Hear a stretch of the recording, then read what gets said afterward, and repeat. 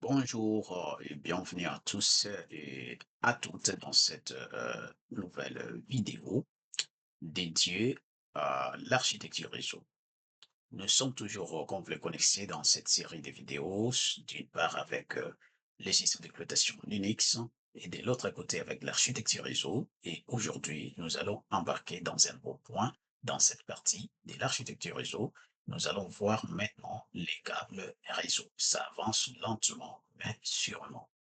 Maintenant, vous voulez découvrir, il y a combien de types des câbles réseau et quel choix faire lorsque vous voulez mettre en place votre infrastructure, votre parc informatique. Vous posez des questions sur quel type de réseau vous allez vous passionner, quel type de câble à prendre, pourquoi et comment, et quelle est l'importance de l'un et pas de l'autre, ainsi de suite. Voilà, vous êtes au bon endroit. Je pense que la première chose que vous pouvez faire pour nous motiver le plus, c'est de vous abonner, de cliquer ensuite sur notre cloche de notification pour recevoir les annonces lors de nos prochaines vidéos, et ensuite, rester accroché pour suivre. Et avant d'aller beaucoup plus loin, mes chers amis, je vous ferai passer ces petits génériques et après, je vous reviendrai dans quelques minutes. Moi, c'est Itojesh de EBM. C'est parti.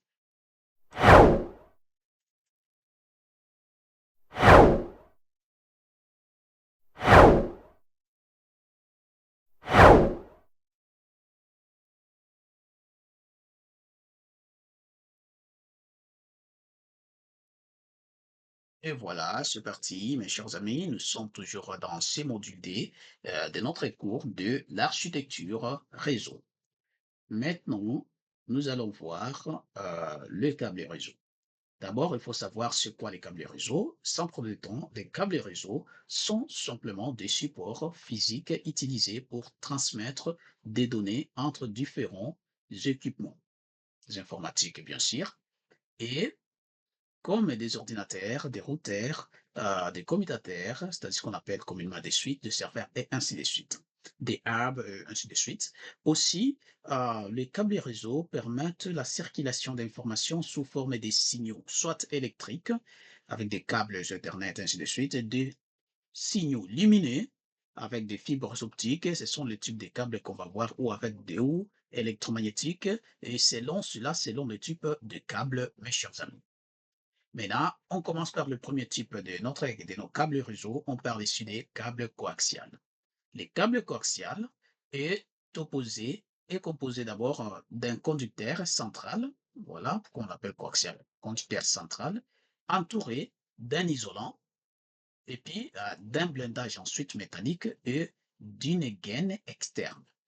Il est utilisé pour transmettre des signaux à haute fréquence. Ça, il faut le retenir. Donc, si toi, tu veux te baser, si ton réseau, tu te bases beaucoup plus sur la fréquence et tu veux, par exemple, envoyer des signaux de très haute fréquence, voilà, le choix approprié que tu devras faire, c'est de choisir le câble coaxial.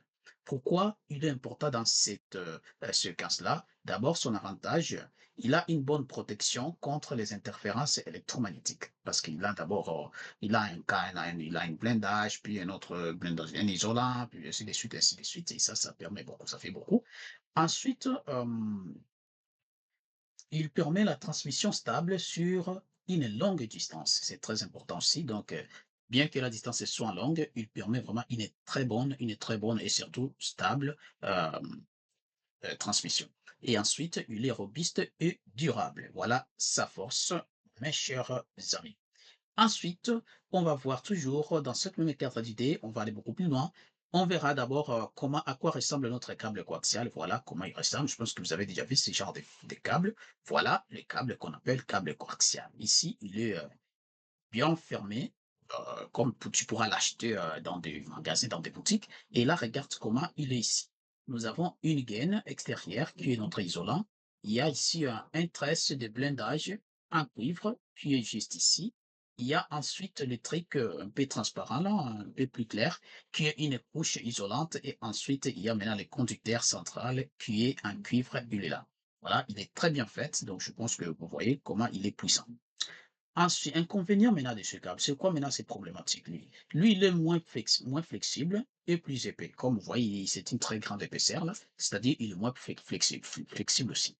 Aussi, l'installation est trop complexe et moins utilisé dans les réseaux modernes. Il faut savoir qu'il a été remplacé par les fibres optiques et les câbles Ethernet.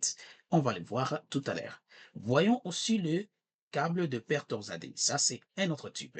Après le câble coaxial, on voit le câble de paire torsadé. Twisted pair, c'est lui-là. Lui, qu'est-ce qu'il fait? Ben, c'est d'abord un câble réseau plus courant. Il est plus courant. Il contient des paires, des fils torsadés pour réduire les interférences. Tout le temps, c'est toujours les interférences qui font beaucoup de problèmes, beaucoup de peine à la transmission des données. Et donc, on pense toujours à ça. Donc, lui, il est torsadé pour essayer juste de détourner cette histoire-là des interférences. On en distingue généralement des types principaux. Il y a les UTP qui ne sont pas blindés, c'est-à-dire ils n'ont pas d'isolant, et les STP qui sont blindés. Tous les deux sont des câbles paires torsadés. Et avantage de ce type de câble, il peut coûter, lui, il coûte moins cher. Hein. Si ton problème, c'est je ne veux pas quelque chose de cher, peu importe les conséquences qui pourront arriver, ben voilà, ton choix. Il coûte moins cher.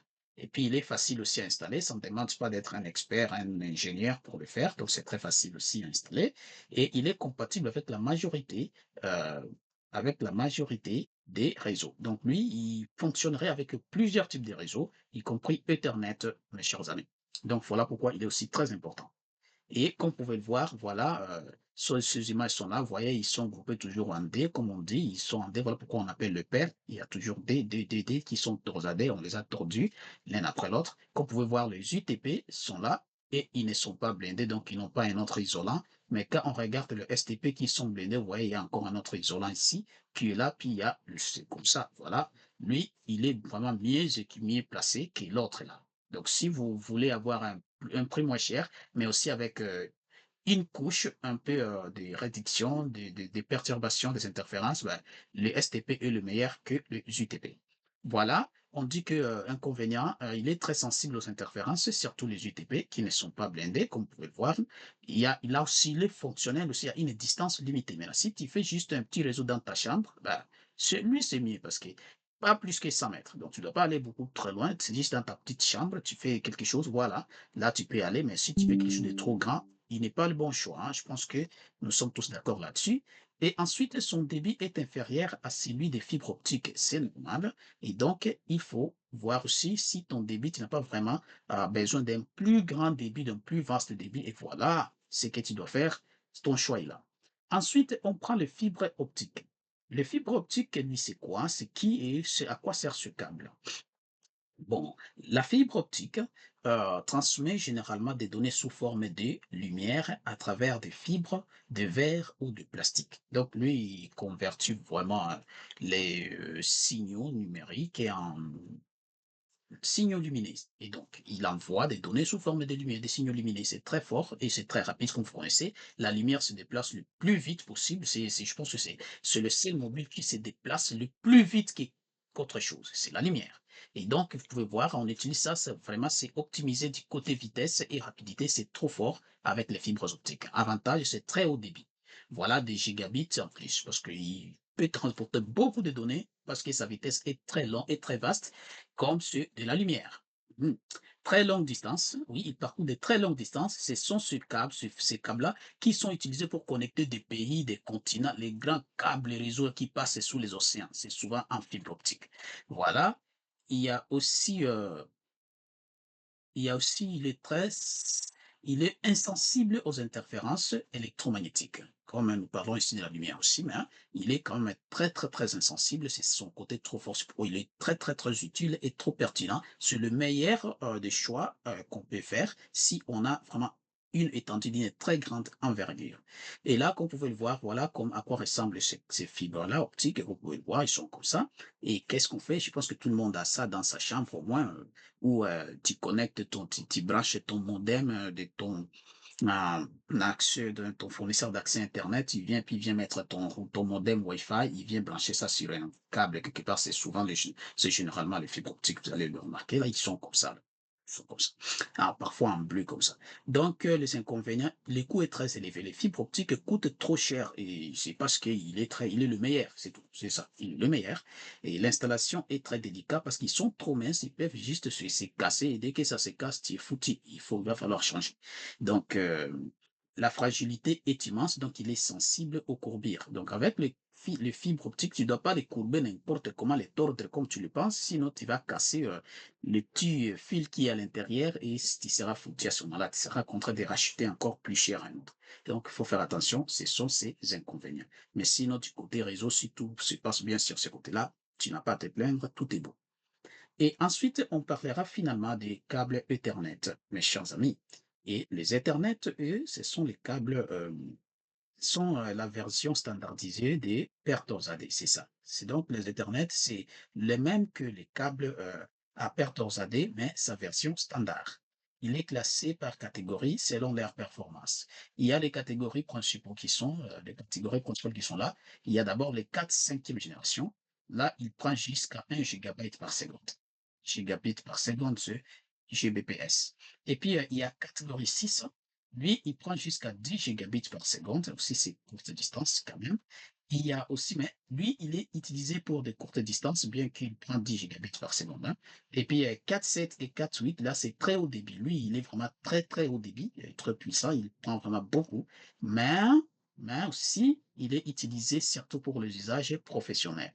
Donc, si tu es un administrateur réseau, dans des cas d'entreprise ou d'autres choses, il ne faut pas prendre 4, 5, 4 parce que ça va être moins cher que 4, 7, 8. Il faut prendre vraiment 4, 8 pour avoir un très grand débit et aussi très robuste pour des usages professionnels où il y a un flux important de données qui transitent dans le réseau à la même seconde. Voilà, il faut faire attention à ça, mes chers amis. Voilà ce qu'on voulait vous dire sur les câbles et réseaux. Je pense que avec ça, on va comprendre c'est quoi les avantages des câbles Ethernet.